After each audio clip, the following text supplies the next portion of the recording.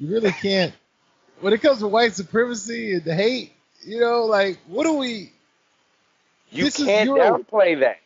You're a wizard and you're supporting Voldemort. What are we doing? Exactly.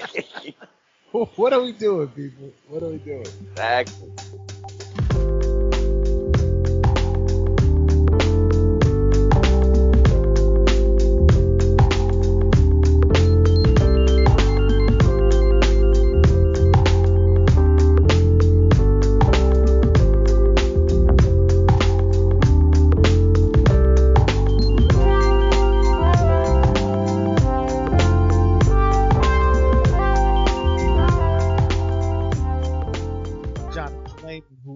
Part of Brothers Lehman Sports Happy Hour on the Black Is Network.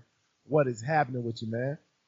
Hey, thank you for having me on as usual. Glad to be here.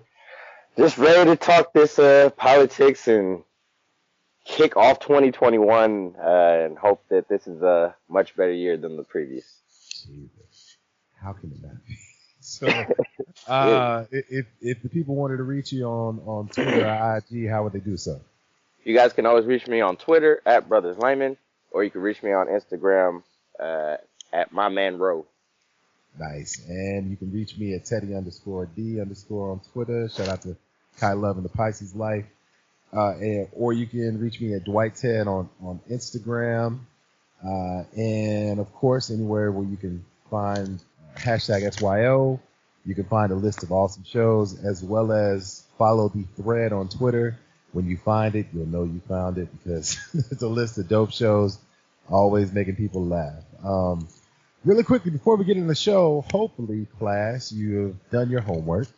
And the homework we gave you at the last at the last part of the last show that we did is to look at two videos. And if we didn't put it in the show notes last time, we'll put it in this time, of the origin story of the villain known as President Donald J. Trump, which started at the correspondence dinner that President Obama and Seth Meyers roasted him to his face. I mean, yeah, man. It was bad. I appreciate you sending it to me, and man, I mean, you would have thought Barack was a straight stand-up comedian.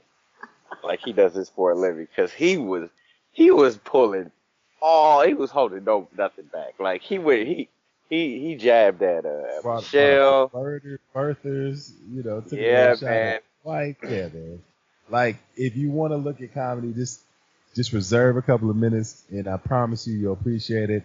The minor part of that turned into the major part of us as Americans, which was Donald Trump just sitting there taking his beating. And then, in my mind, that's where the story started. So, and you could see him fuming from the face, man. I mean, he so good, wasn't it? It's so good. It's so good. So, listen, if this is the first time listening to our show, welcome. If this is not, you know how we roll. We are a political pod that likes to keep your time in mind. We hit on two topics, and each topic we try to spend around 10 minutes. We try to entertain and inform you with a little bit of opinion mixed in. So with that being said, let's start the clock. Yes, sir. So JL, first topic is this show are going to give an update on our respective states. And for your state of California, I have so many questions, and I just want to know, from the perspective of someone who is living there day to day, just start off by explaining to us, as far as politics go in your daily life, of course affected by all the regulations with the coronavirus, what is it like for you on the ground? Out here, it really isn't too bad. I think most of us in Los Angeles, let me say that, in Los Angeles County, have accepted the fact that Biden gonna be president. Yep. We don't even bring up 45 anymore. Where I work around a Trump supportive city, and it's been rather funny, if you will, Just seeing the switch and change in tone for a lot of these Trump supporters. Um, there was I have a customer, and she ended up asking me who I voted for, which this is why you don't ask people who they vote for. And I was upfront and honest. I told her, I voted for Biden, and she kept poking and prodding as to why I picked him, and I was just like, look, man, I can't deal with the vitriol, I can't deal with the hate, the bigotry anymore. I just can't do it. And then of course, they try to spin it. Oh, I don't know if he's this or that, and then she asked me specifically, was there one specific moment that you could point to? And I was like, oh, there's several. But I was like, let me give you the easiest. I was like, let me give you the easiest one. He couldn't denounce white supremacy. Yeah. How, Thoughts? how can, yeah. And I was like, how can I, you know what I mean? And then, all right on cue. Oh, I think he denounced white supremacy. I was just like, you know what? Okay. 2 weeks later, Teddy, 2 weeks later, she's like, I think I'm gonna start doing some of my deposits because I work for a bank. So she's like, I think I'm gonna start doing my deposits through the phone or whatnot. It was so great seeing you guys all the time, but I think I'm gonna start doing deposits at home. I bet you are. Yeah, you ain't coming in here no more. Then we have another supporter who told one of my coworkers to vote for 45, and now he's moving. I mean, you can't make this up. So I mean, from the perspective that I'm sitting, I'm like, look, we have accepted the fact that Biden will be inaugurated, will be getting in as president, and for supporters of 45 out here, you can kind of see they hurting. They're starting to go back into hiding, and there's been a lot of keep the peace, and it's all about love and this and that. Yeah, now it is. Now it is. Yeah. Well, so let me ask you, because you have described something that I think it happens a lot to a lot of us, and it's easy to just call it a microaggression, but essentially the passive forcing of someone else's political opinion on you, when whether they realize it or not, they have power in the situation, right? Yep. And I think for me, what makes me go to quote the kids 0 to 100 is when people try to soft shoe or slow walk support for President Trump to me. Mm-hmm. And Mm-hmm. let me give a couple of hints, and you tell me if I'm right on cue or not. And because I have a couple more questions about California. But family, if you're listening and you want to know whether or not that's happening to you, there's a couple of red flags when you're in a conversation when someone says it. Okay. Number one, listen, both sides are crooked, right? Both sides are crazy. Both sides are the worst. Okay. All right. That's one. Yep. And then two, I don't know, man. You just gotta read. You gotta read up for yourself, right?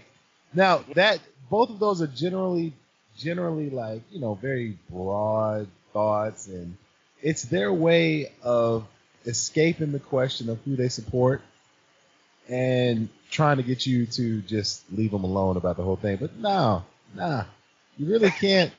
When it comes to white supremacy and the hate, like what do we? You can't downplay that. You're a wizard and you're supporting Voldemort. What are we doing? Exactly. What are we doing, people? What are we doing? Exactly. So now, as far as the restrictions for COVID-19, what are Yes. your day-to-day restrictions looking like right now? Well, they've done I think an extended lockdown. I think all restaurants, stuff like that, they have to close by 10, I believe. Um, most, just like most places, gyms, all that stuff are closed. I mean, honestly, it's how it should be. I mean, we're Yeah. completely locked down, but I mean, our ICUs are pretty much at max capacity, and it sounds like spikes are just increasing. I read an article today that sounds like spike is happening in California, which I anticipate a spike anyway with New Year's Eve. So, Yeah. Yeah. Spoiler alert. Everywhere is going to have a spike in the next couple of weeks. yep. You know? And I would say this is, shout out to one of my favorite movies, Office Space, where in the beginning, homie is just like talking in his group counseling session, and he's just like, every day I wake up and it's the worst day of my life. So every day gets worse, and it's still true. It's Yep. the worst day of my. The counselor's just like, man, that's messed up. Like, the professional that's supposed to be helping you is like, ooh, yeah, that's But tough. it's so true. But it's so true. It's just tough, man. So now we covered it. Shout out again to the homie Polo who came on the show with us and killed it last show, and he mentioned the runoffs in Georgia. Ugh. Family, and this is the perfect time for us to give you a quick update. This show we are going to schedule time to do once a month, and it will continue to be on the BAP feed as well as my own personal feed. We want to keep it going because we got the feedback. Y'all are listening. We look at the numbers. Much appreciated. Absolutely. And so as always, JL, you always do a great job of thanking the listeners, and I'm trying to get better at doing that. We just got so much heat to give you, Don't Absolutely. forgive me.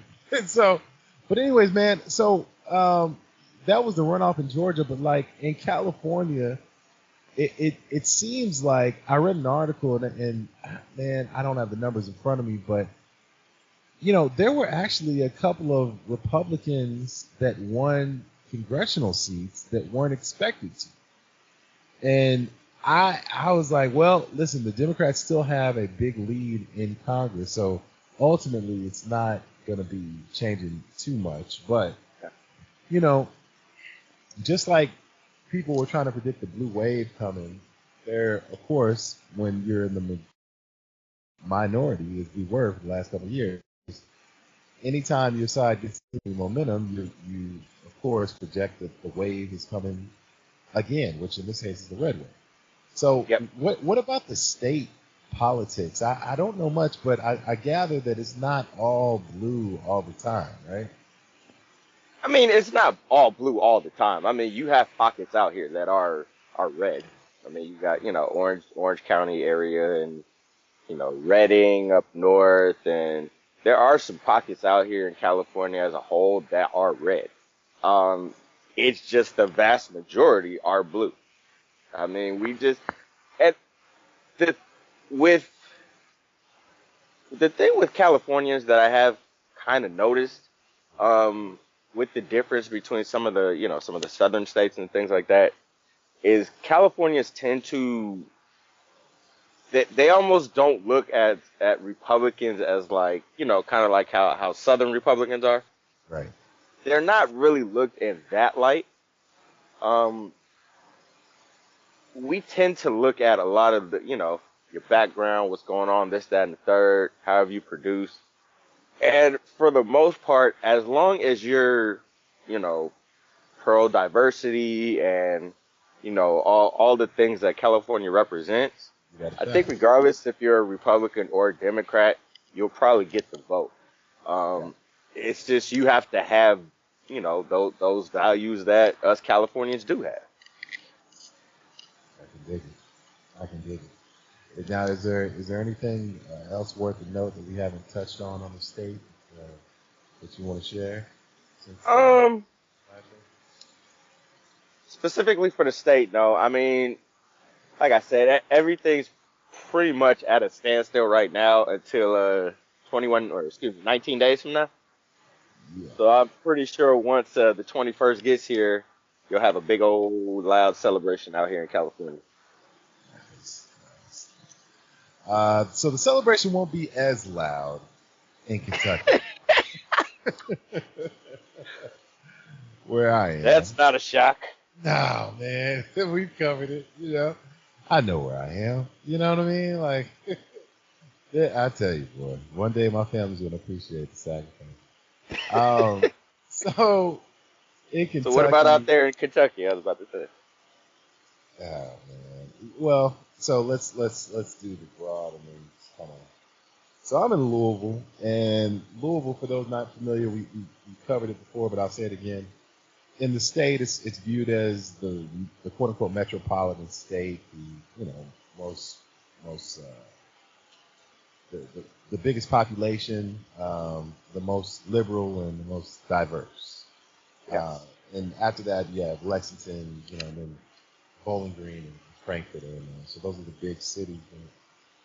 So with us, our state is very red, and we're the like sprinkle of blue. But Kentucky, man, you and I were talking about it earlier. I just think of the two senators that represent our state, and that is Rand Paul and Mitch McConnell. Okay. Yep. Now, Yep. Mitch right now is in the news for his latest dastardly plan, and that is to stop the stimulus checks from moving from $600 to $2,000. He's doing that because that's just his move. He's conservative. He's a jerk, man. He's a conservative with no heart, and I don't And think. how do the people of Kentucky feel about this? No This is change, the no irony, shift. my friend. This is the irony: is that, man, our education is doing better, and by better I mean instead of 45, we're now 44th in the country. Okay. We are very like in Louisville, in Kentucky actually, man. Like we are an economy that's based in horse racing, gambling, bourbon, and tobacco. But we're also in the Bible Belt. We have a strong Catholic population, and man, Jesus is big business here in the state. So, like, it's politics that will never supersede the business of Jesus in the state. And if you are a candidate that speaks to issues of the quote-unquote white evangelicals, and believe it or not, there's a lot of conservative black evangelicals and, church folk. But then you have the pro-business Republicans and then just people that are voting for Republicans because why not? And we haven't had a lot of great candidates here recently, except for Charles Booker, who I mentioned before. Who, by the way, I call Cory Booker. What am I doing? But Charles Booker is who I was referring to. Just look him up. As well as Matt Jones, we mentioned him years ago. And since then, I'll give you a quick update, family. I don't even know if I told you this one, Jonathan. But Matt Jones reached out to me after he heard our show. And, long story short, we chopped it up a little bit. And he was thinking about running for senator against Mitch McConnell. But he decided not to. But to his credit, he threw his support behind Charles Booker, who was going against the primary contender, Amy McGrath, and Amy McGrath won because the National Democratic Party backed her, and it's just horrible decision making. But that's what happened. Now, Charles Booker, if you want some good news from the Democratic side, is more than likely going to take a run at another seat, and he is our up-and-coming star. And he's from not only the city, but he came up with a great campaign that was called From the Hood to the Holler.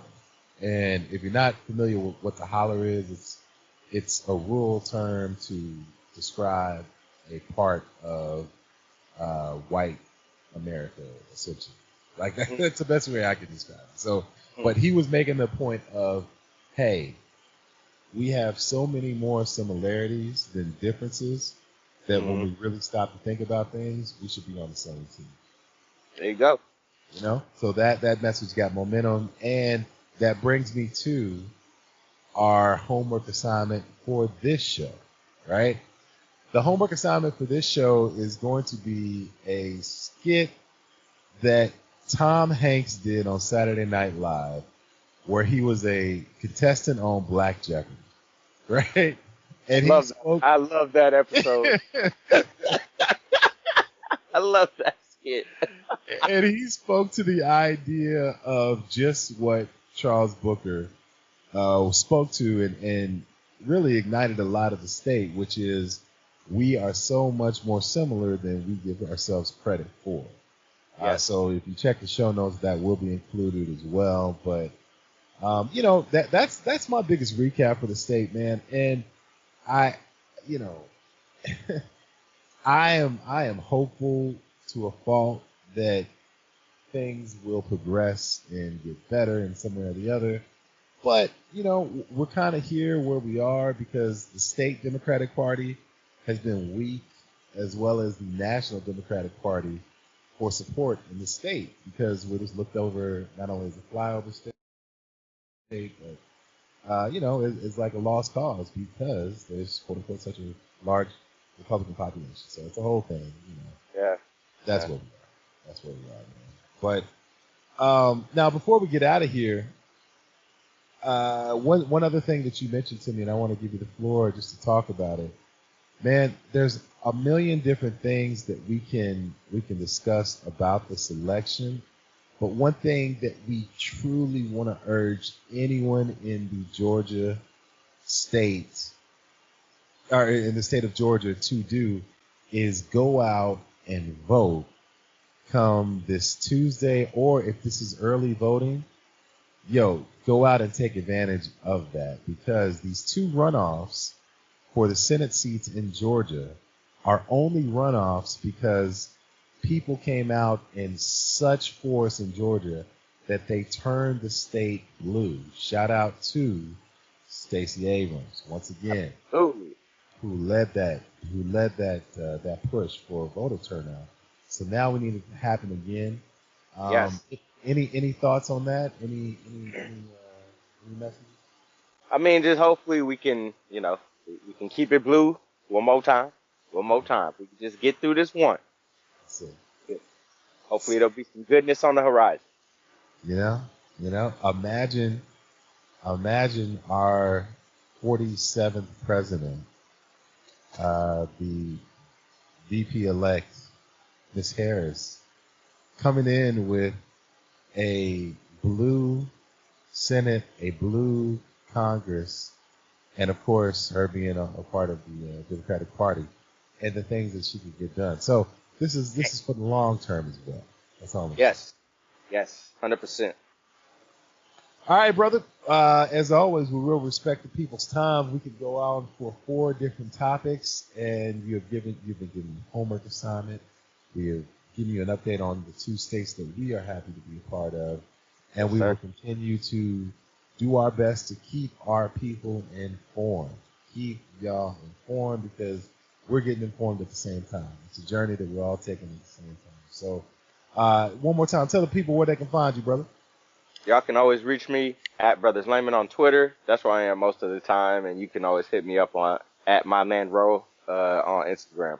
Always appreciate the love and support from the fans. Always. Indeed. And I echo that. I genuinely thank you. And, man, I do want to give a quick shout out to the Houston We Have a Problem cast, Ray, Crystal, and of course Lloyd.